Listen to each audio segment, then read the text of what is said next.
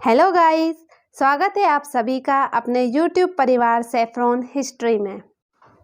अपने इस चैनल में हम बात करेंगे भारतवर्ष के महान योद्धाओं के बारे में, हमारे अपने इतिहास के बारे में। आज हम ऐसे महान वीर योद्धा के विषय में बात करने वाले हैं जिनके नाम मात्र से ही शत्रु भयभीत हो जाते थे। उनका नाम है बप्पा रावल, जिन्होंने अरबियों को वर्तमान अफगानिस्तान से भी परे खदेड़ दिया था। तो आइए शुरू करते हैं आज का अध्याय। बप्पा रावल का जन्म 713 ईस्वी में ईडर में हुआ। इनके पिता ईडर के शासक महेंद्रद्वितीय थे। कुछ स्थानों पर इनका नाम कालभोज राजा गुहादित्य भी पाया जाता है। इन्हें गुहिल वंश का संस्थापक माना जाता है। इसी वंश में से सिसोदिया वंश का निकास माना जाता है। इसी वंश में से आगे चलकर महान राजा हुए, जैसे राणा कुंभा, राणा सांगा, महाराणा प्रताप। बप्पा रावल का बचपन ब्राह्मणों के मध्य बीता। कहा जाता है कि बप्पा रावल जी को हारित ऋषि के द्वारा महादेव जी के दर्शन हुए थे, जिसके पीछे एक कथा यह भी है कि बचपन में जब बप्पा रावल ब्राह्मणों के साथ रहते थे तब वह गायों को चराने जाते थे। उनमें से एक गाय का दूध रोज कम होता था। जब बप्पा रावल को पता चला कि इसका कारण उन्हें माना जाता है, तब उन्होंने उस गाय का पीछा किया और पाया कि वह एक गुफा में जाती है और उन्होंने देखा कि वहाँ पर एक शिवलिंग है जिस पर वह अपना दूध अर्पित करती है। पास में ही हारित ऋषि बैठे थे, जिनकी तपस्या बप्पा रावल जी के वहाँ जाने से भंग हो गई थी, परंतु वह उनसे क्रोधित नहीं हुए और रावल जी उनकी सेवा में लग गए, जिससे प्रसन्न होकर उन्होंने बप्पा रावल जी को महादेव जी के दर्शन भी कराए, जिससे प्रभावित होकर बप्पा रावल जी ने 734 ईस्वी में एक लिंग जी के मंदिर का निर्माण करवाया। यह उदयपुर के उत्तर में कैलाशपुरी में स्थित है। इसी के निकट हारित ऋषि का आश्रम है। बप्पा रावल ने विशेष सिक्के भी जारी किए थे।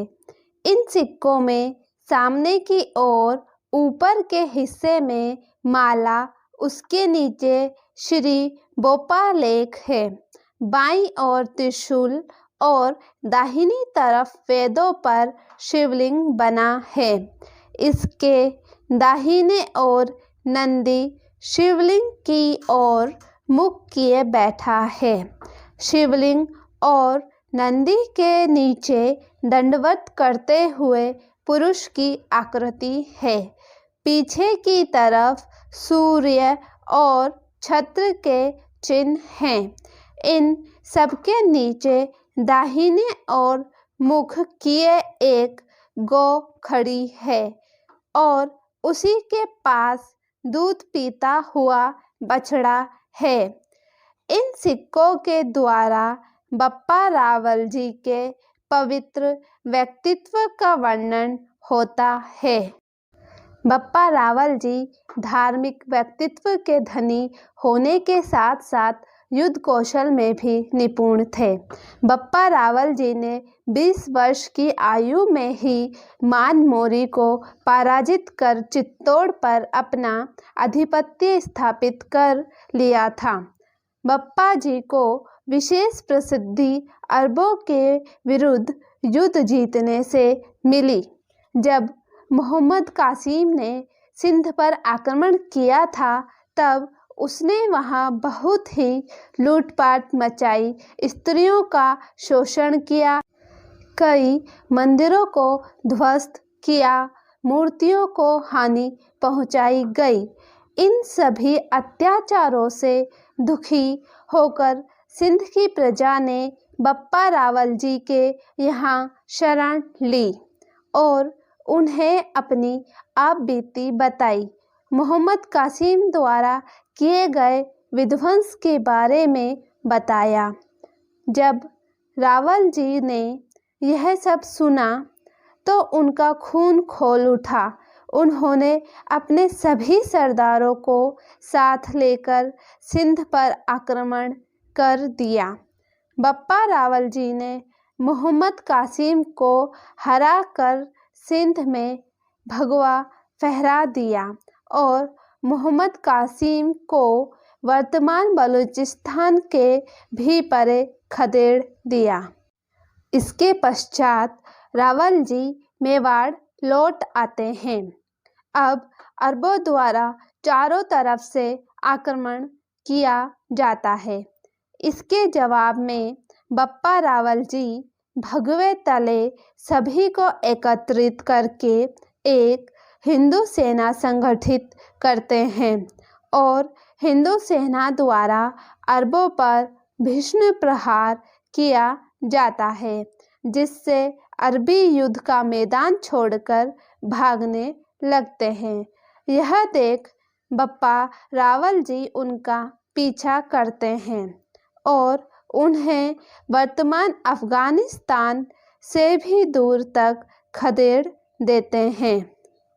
इसके बाद लगभग 400 वर्ष तक कोई भी मुगल अथवा अरब आक्रमणकारी भारत की ओर न आ सका। बप्पा रावल जी की 100 रानियां थीं, जिनमें से 33 रानियां मुस्लिम थीं। अरबियों ने बप्पा रावल जी के भय से अपनी पुत्रियों का विवाह रावल जी से कराकर वैवाहिक संबंध बनाए थे।